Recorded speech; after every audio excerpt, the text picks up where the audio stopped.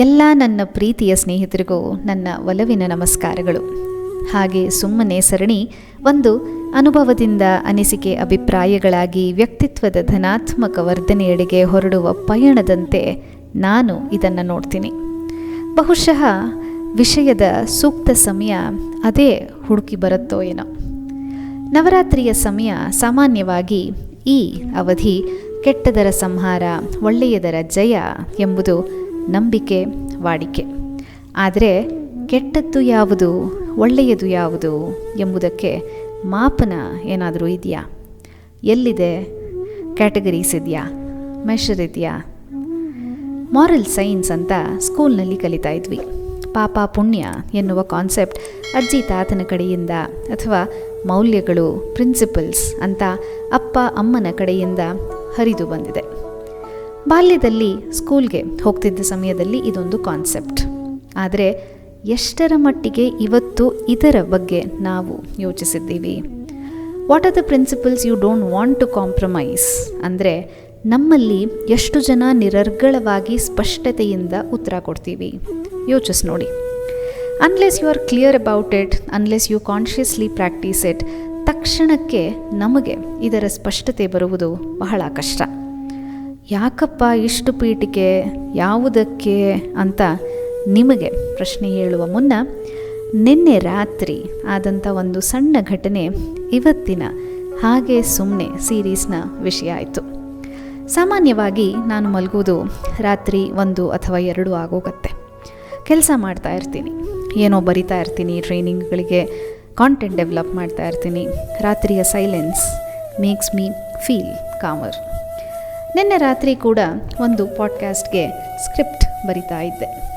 ನಾನಿರುವುದು ಬೆಂಗಳೂರಿನ ಬನಶಂಕರಿಯ ಕತ್ರಿಗುಪ್ಪೆ ಮೇನ್ ರೋಡ್ನಲ್ಲಿರುವ ಕೇವಲ 28 ಮನೆಗಳಿರುವ ಒಂದು ಅಪಾರ್ಟ್ಮೆಂಟ್ ಕಾಂಪ್ಲೆಕ್ಸ್ನಲ್ಲಿ. ನನ್ನ ರೂಮ್ನ ನೇರವಾಗಿ ಕೆಳಗೆ ಬೇಸ್ಮೆಂಟ್ನ ಗೇಟ್ ಇದೆ.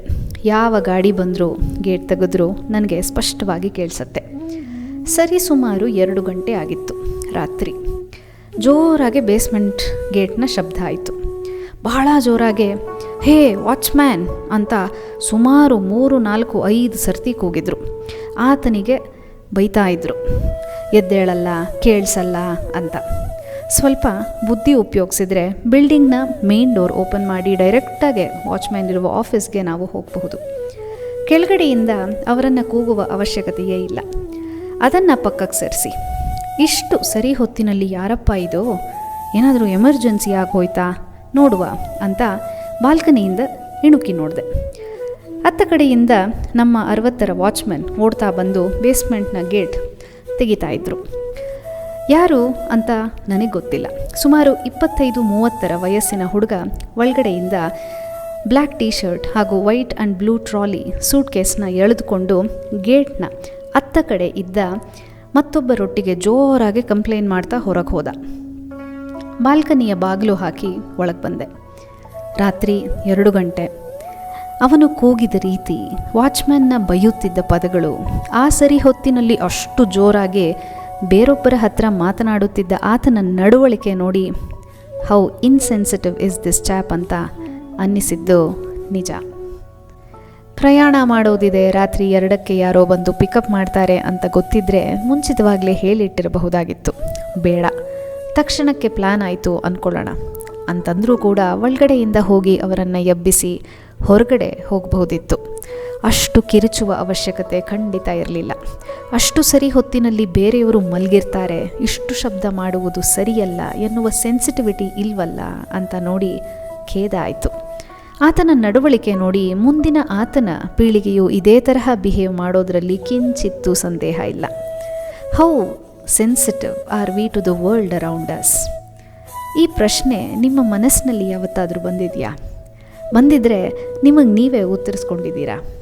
ಪ್ರತಿದಿನ ಮನೆಯಲ್ಲಿ, ಸಂಬಂಧಗಳಲ್ಲಿ ನಮ್ಮ ಹೆಲ್ಪಿಂಗ್ ಗ್ರೂಪ್ಗಳು ಅಂದರೆ ನಮ್ಮ ಅಪಾರ್ಟ್ಮೆಂಟ್ಗಳಲ್ಲಿರುವ ವಾಚ್ಮನ್ಗಳಿಂದ ಹಿಡಿದು ತರಕಾರಿ, ಹೂವು ಮಾರುವವರು, ನಮ್ಮಗಳ ಆರ್ಡರ್ಸ್ನ ಡೆಲಿವರಿ ಮಾಡುವವರು, ನಮ್ಮ ಮನೆಗಳಲ್ಲಿ ಕೆಲಸ ಅಡುಗೆ ಮಾಡುವವರು, ಕ್ಯಾಬ್ ಡ್ರೈವರ್ಗಳು, ನಾವು ಖರೀದಿ ಮಾಡುವ ಸ್ಥಳಗಳಲ್ಲಿರುವ ಅಂಗಡಿಯವರು, ಆಫೀಸ್ನಲ್ಲಿರುವ ಸೆಕ್ಯೂರಿಟಿ, ಹೌಸ್ ಕೀಪಿಂಗ್, ಇವರೆಲ್ಲರ ಬಗ್ಗೆ ಯೋಚಿಸಿದ್ದೀರಾ? ಇವರ ಹತ್ತಿರ ನೀವು ಮಾತಾಡುವ ರೀತಿ ಹೇಗಿದೆ ಅಂತ ನಿಮಗೆ ಗೊತ್ತಾ?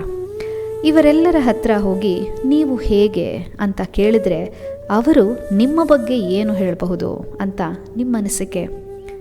That is the perception and experience you have left with them. ಯಾರೇನು ಅಂದ್ಕೊಂಡ್ರೆ ನಮಗೇನು ಎನ್ನುವ ಸೆಲ್ಫ್ ಅಬ್ಸಾರ್ಬ್ಡ್ ಬುದ್ಧಿಜೀವಿಗಳೂ ಇದ್ದಾರೆ. ಅವರಿಗೆ ನಾನು ಕೇಳೋದು ಒಂದೇ, ಯಾರ್ಯಾರೋ ಏನೇನೋ ಅಂದ್ಕೊಳ್ಳಲ್ಲ. ಅದು ಕೇವಲ ನೀವು ಅವರಿಗೆ ತೋರುವ ನಿಮ್ಮ ವ್ಯಕ್ತಿತ್ವದ ಒಂದು ತುಣುಕು. ಅಂಗೈ ಹುಣ್ಣಿಗೆ ಕನ್ನಡಿ ಬೇಕೆ ಎನ್ನುವ ಗಾದೆ ಇದೆ. ಇದು ಹೀಗೆ, ನಿಮ್ಮ ವ್ಯಕ್ತಿತ್ವದ ತುಣುಕು ಅಲ್ಲಲ್ಲಿ ಕಾಣ್ತಾ ಇರುತ್ತೆ. ನೀವು ಕೆಲವು ವ್ಯಕ್ತಿಗಳ ಹತ್ರ ಕೆಲವು ದಿನಗಳ ಮಟ್ಟಿಗೆ ಕೆಲವು ಸಂದರ್ಭಗಳಲ್ಲಿ ಮೋಸ ಮಾಡಬಹುದು. ಅದಕ್ಕೆ ನಾನು ಹೇಳ್ತಾ ಇರ್ತೀನಿ, if you want to know the real person, observe them with the people who are less powerful than them. ಅವರ ನಡವಳಿಕೆ ಸೂಕ್ಷ್ಮವಾಗಿ ಗಮನಿಸಿ ಅಂತ. Behaviour reveals everything. ದರ್ಪ, ಅಹಂಕಾರ, ಗರ್ವ, ಜಂಬ ಇವೆಲ್ಲವೂ ನಾನಾ ಥರದಿಂದ ಬರುವ ಪ್ರತಿಷ್ಠೆಗಳು. ನಾನು ಸಿಕ್ಕಾಪಟ್ಟೆ ಓದಿದ್ದೀನಿ. ಡಾಕ್ಟರ್, ಲಾಯರ್, CA, ರಾಜಕಾರಣಿ, the professional pride and titles. ಇನ್ನು ನನ್ನ ಹತ್ರ ದುಡ್ಡಿದೆ ಎನ್ನುವ ಅಹಂ, ಏನಾದರೂ ಕೊಂಡ್ಕೋಬಹುದು ಎನ್ನುವ ಹಮ್ಮು. ಇನ್ನು power can give you arrogance. ನನ್ನ ಪ್ರಭುತ್ವ, ಅಧಿಪತ್ಯ, ಪ್ರಭಾವ, ಅಧಿಕಾರ ಇವೆಲ್ಲವೂ ಉದ್ದಟತನ ತಂದು ಕೊಡಬಲ್ಲದು. ಇನ್ನು ಕೆಲವರಿದ್ದಾರೆ, ನನಗೆ ಅವರು ಗೊತ್ತು, ಇವರು ಗೊತ್ತು, ನಾನು ಬಹಳ ಪ್ರಭಾವಶಾಲಿ, ಇನ್ಫ್ಲೂಯೆನ್ಷಿಯಲ್, ಜನಗಳ ಸಂಪರ್ಕ ನನಗಿದೆ ಅಂತ ಮೆರೆಯುವಂಥ ಬುದ್ಧಿ. ಇವೆಲ್ಲದರ ಸಮಾಗಮವು ದುರಭಿಮಾನಕ್ಕೆ ಎಡೆ ಮಾಡಿಕೊಡಬಹುದು.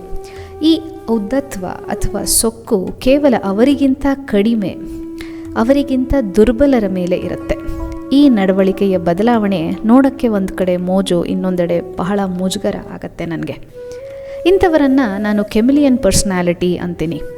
ಸಂದರ್ಭ ಹಾಗೂ ವಾತಾವರಣಕ್ಕೆ ಬದಲಾಗುವ ಗೋಸುಂಬೆಗಳು.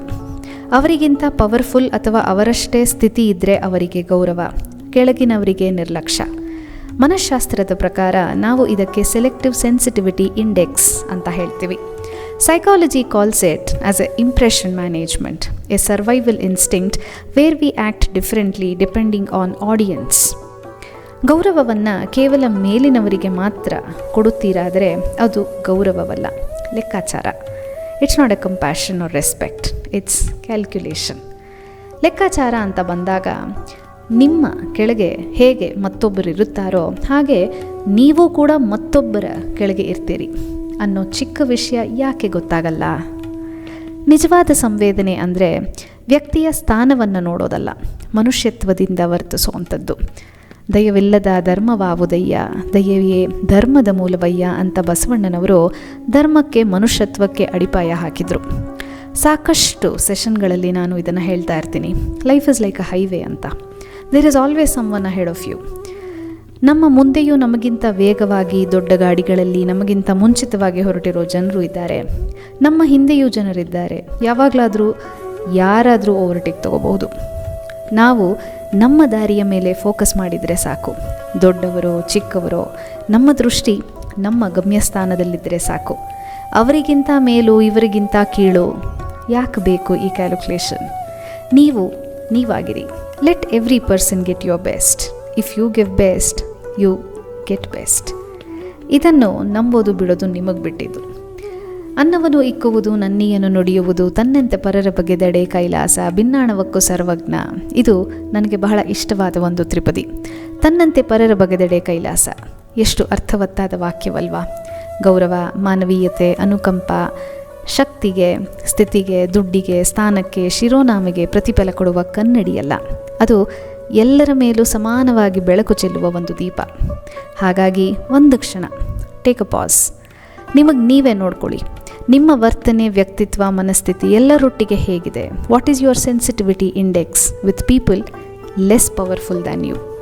ಅವರು ನಿಮಗೆ ನಿಮ್ಮ ವ್ಯಕ್ತಿತ್ವಕ್ಕೆ ಗೌರವ ಕೊಡ್ತಾರಾ ಅಥವಾ ನಿಮಗಿರುವ ಬಿಡಿ ಭಾಗಗಳಿಗ ಅಂತ? ಹುದ್ದೆ ಯಾರನ್ನಾದರೂ ದೊಡ್ಡವರನ್ನಾಗಿಸಬಹುದು, ಆದರೆ ನೀವು ಹೇಗೆ ವರ್ತಿಸ್ತೀರಿ ಅನ್ನೋದು ನಿಮ್ಮ ನಿಜವಾದ ದೊಡ್ಡತನ.